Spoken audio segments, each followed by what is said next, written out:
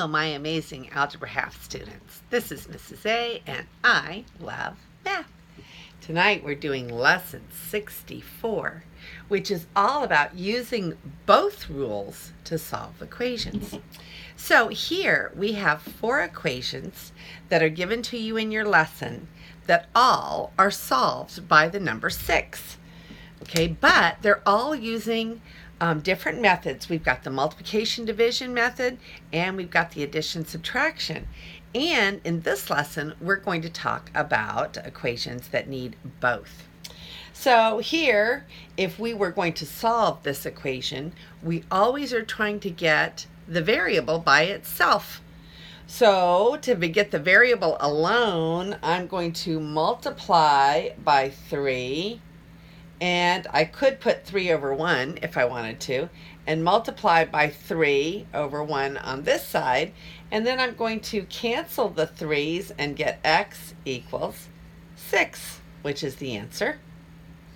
Okay, then over here, to get the variable alone, I need to divide by 3 on both sides. Remember, whatever I do to one side, I must do to the other. And then the 3's cancel, and I get x equals 18 divided by 3 is 6. Okay, so I multiplied, and then I divided. Down here, I'm going to have to get rid of the 2 to get my x. Now, the 2 is joined by addition. Up here, the 3 was joined by division, so we multiplied. Here, the 3 was joined by multiplication, so we divided. Here, the 2 that we want to get rid of is joined by addition, so we will subtract. Minus 2, and we get x equals 6. Here's another 6. And the last one, the x and the 3 are joined by subtraction, therefore we will add to get rid of the 3. And we get x, this cancels out, and x is 6 again. So we had 4 different equations. Each was solved a little differently. One by multiplying, one by dividing, one by subtracting, and one by addition.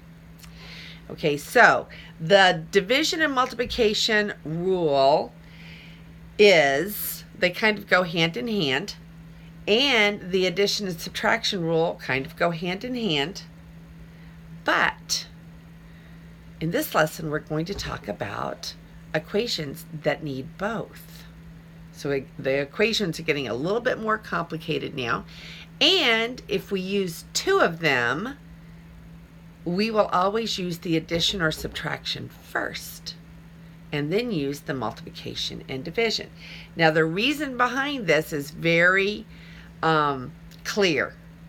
We always get the variable term by itself, and then we get the variable by itself.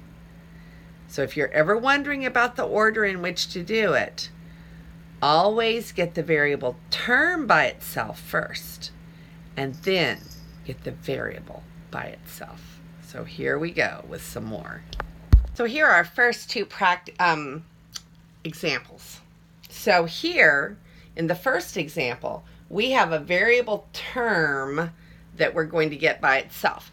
In order to do that first, we're going to get rid of whatever is with our variable term. So we will subtract 2 from both sides. Now, when we perform that operation, we get 3x, the 2's cancel, equals 7 minus 2 is 5. And now we will get the variable itself alone, in which case we will divide by 3 and divide by 3. So these cancel, and x is 5/3. So anytime you're doing these, you're going to say, okay, what is my variable term? So over here in this one, we have a variable term that we need to get by itself. So I need to get rid of this one here. So we're going to add 1/2 and add 1/2. Okay, so this one is a little bit more complicated, isn't it? I'm going to need some more room for this one. Okay, now I moved everything up a little bit. So we added the 1/2 and we added the 1/2. And then these are going to cancel because they are additive inverses of each other. So now we have this 2/3 x, and we have our variable term all by itself, equals. Now, how are we going to add 10/3 and 1/2 together? Well, remember, we can always get a common denominator, which will make this nice. So we're going to just make this a little problem over here. And so the 3 and the 2 have a common denominator of 6. So what would I need to multiply 3 by to get to the 6? I need a 2. So I'm going to really multiply by 2 over 2, which is 1. And when I multiply by 1, nothing changes. So 10 times 2 is 20, and 26 is the same thing as 10/3. And then I'm going to add the 1/2, but I need to get it also over 6. So here I'm going to multiply by 3 over 3. So when I multiply by 3 over 3, then I get 2 times 3 is 6, 1 times 3 is 3, and we know that 3/6 is the same thing as 1/2. And so now I get 2/3 x equals 23 over 6. Now I'm only halfway done, because what I need to do now is get rid of the 2/3. I need to get the variable completely by itself. To get rid of a 2/3, I multiply by a 3/2, the reciprocal, but I also must multiply by a 3/2 on the other side. So this one cancels, and I get x equals. So let's look at what x is going to equal. If I cancel the 6 and the 3, could I pull out a 3 out of both of those? So 6 divided by 3 is 2, and 3 divided by 3 is 1. And that's all the canceling I'm going to be able to do.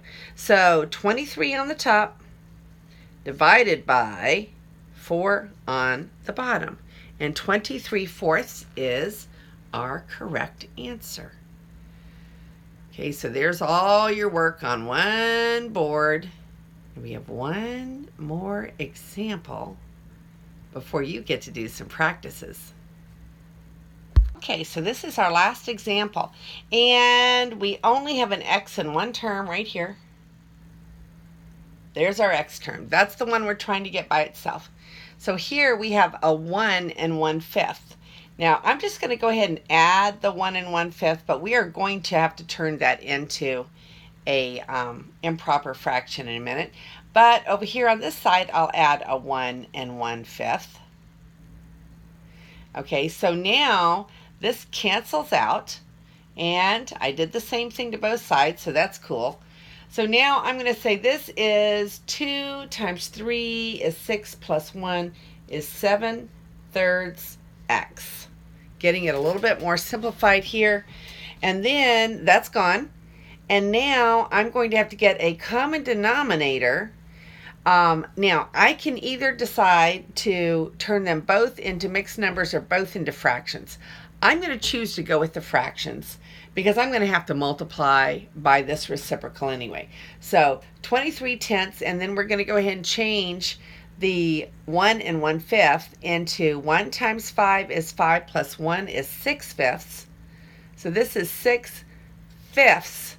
Oh, well, look how nice that is, because 5 goes into 10 evenly. So what if we just multiply the 6/5 by a 2 over a 2?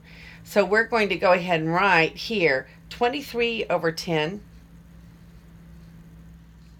plus, instead of 6/5, I'm going to multiply by 2 over 2, and 6 times 2 is 12, and 5 times 2 is 10. So I get them over the common denominator, and then I get 7/3 x equals 35 over 10.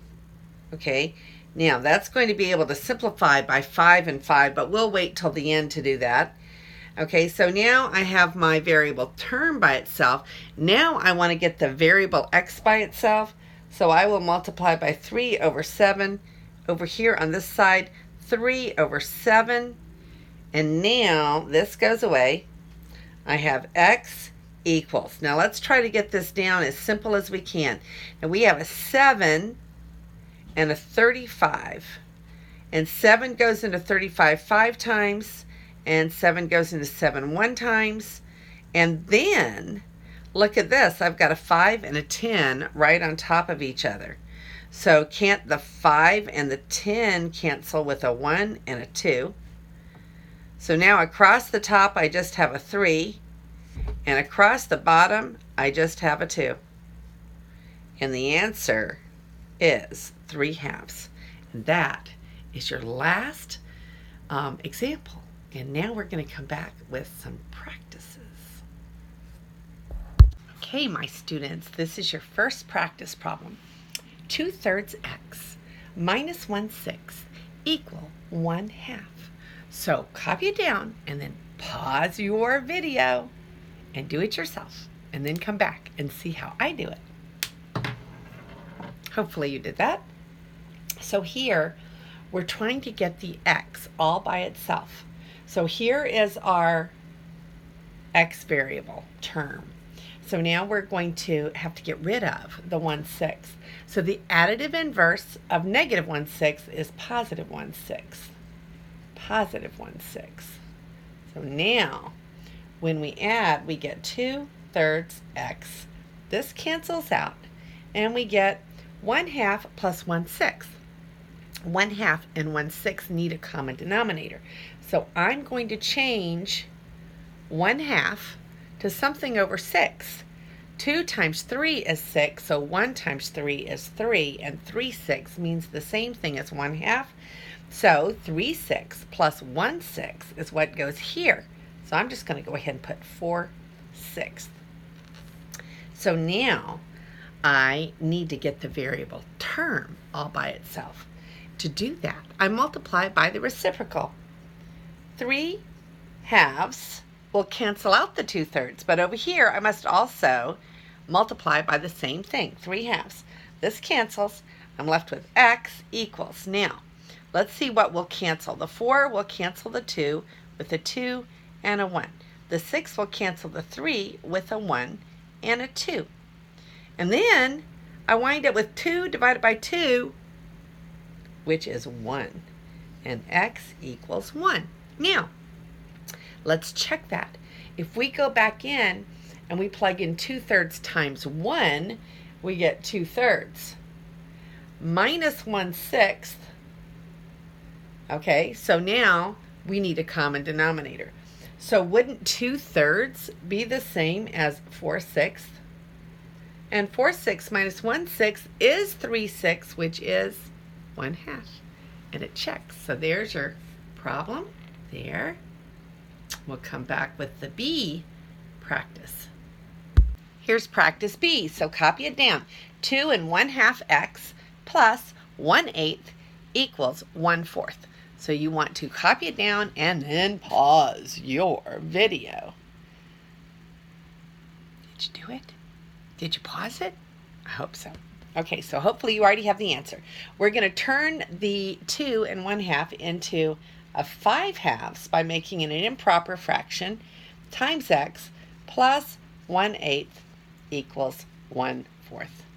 Now, we need to get this one all by itself. There's my x term. So I'm going to do the additive opposite. So I'm going to add a -8 and a -8, or 1/8, excuse me, or subtract 1/8.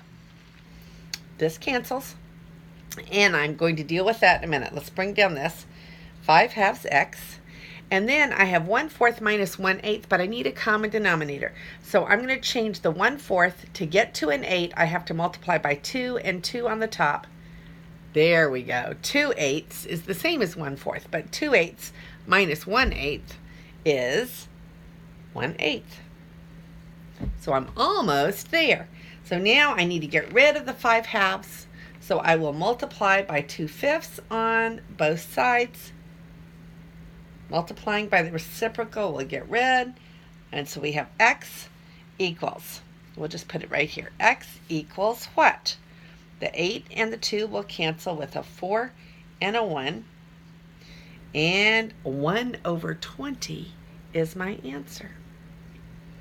Okay, now let's go and see if 1 over 20 is our answer. Now I know this right here is right, so I'm going to start right there. Let's plug in right here a 1 over a 20. So now the 20 and the 5 will cancel with a 4 and a 1. So I get a 1/8, and 1/8 plus 1/8 does equal 1/4. And it's correct. There's your board. Here's practice C, so copy it down. 1 1/4 x minus 1/3 equals 3/5. There it is. Copy it down on your board. You know what to do. Hopefully, you have your answer. So this is 1 1/4, which is 5/4 when we make an improper fraction. And then minus 1/3 is 3/5. So now we're going to have to get rid of the 1/3 because this is my x. So to get my x by itself, I need to add a 1/3 and add a 1/3 on the other side. Well, this is going to cancel nicely. So then I have 5/4 x. And then over here, that's gone. And we're going to have to get both of these to a common denominator of 15. So there's a 15 and there's a 15. Now, what do I have to multiply 5 by to get to 15? Well, it's a 3, right? So I'm really multiplying by a 3 over 3, and I get a 9/15. So 9/15 will go here. And then for the second one, I'm really going to have to multiply this by 5 over 5, always by 1, and then I get 5/15. Okay, so now when I add those together, won't I get a 14/15? So now we have 5/4 x is 14/15. So I'm going to go ahead and, now that you've got that down, I'm going to take this off and put my 14/15 a little closer. So remember, we're going to multiply by this reciprocal to get rid of the 5/4, but I also have to multiply over here by 4/5 as well. This is going to cancel, and I get x equals, okay, nothing's going to cancel, is it? So 4 times 4 is 16, carry, that should be a 56 over a 75. That should be my final answer because there's nothing that's going to cancel. So there's my board. Now, I'm going to go right back here because I know that I did that right. And I'm going to put 56 over 75 right here. And I'm going to check it. Okay, so 56 divided by 4 was the 14, right? 56 divided by 4 is the 14. And 5 and 75 cancel with a 15. So now we have 14/15 minus, remember this 1/3 could be 5/15. So 14/15 minus 5/15 is 9/15. And 9/15 is 3/5. And we got it right. And there's your board. One more practice. Okay, now this last practice has just about everything in it. So if you can do it, you can call yourself a master of using both methods at one time. But of course, you still need to practice, don't you? That's why you're going to do your homework. All right, so we have our x term here. That's what we're going to try to get by itself. We're going to have to add a -1/5 and a -1/5. Now, can I go ahead and just change this right here to a 21/10? That is the improper fraction, right? So now we've got line 2 here. So this cancels. We get 2/7 x. That's gone, equals 21/10 Now, can I rewrite this as negative 2/10? I multiplied by 2 and 2, didn't I? So we'll say minus 2/10 is 19/10. Okay, so now we have to get rid of the 2/7 by multiplying by 7/2, and over here by 7/2. Okay, so this cancels, and we get x equals, is anything going to cancel over there? I don't think so. The bottom is easy. It's 20, right? 19 times 7. Okay, so I'm going to use a little trick here. 20 times 7 would be 140. And 19 times 7 would be 7 less. So minus 7 is 133. So we're going to have 133 over 20. Well, let's see if we got it right. Okay, because there's nothing we can do to simplify that. That's our answer. Now let's go up over here into the original, and we'll move that.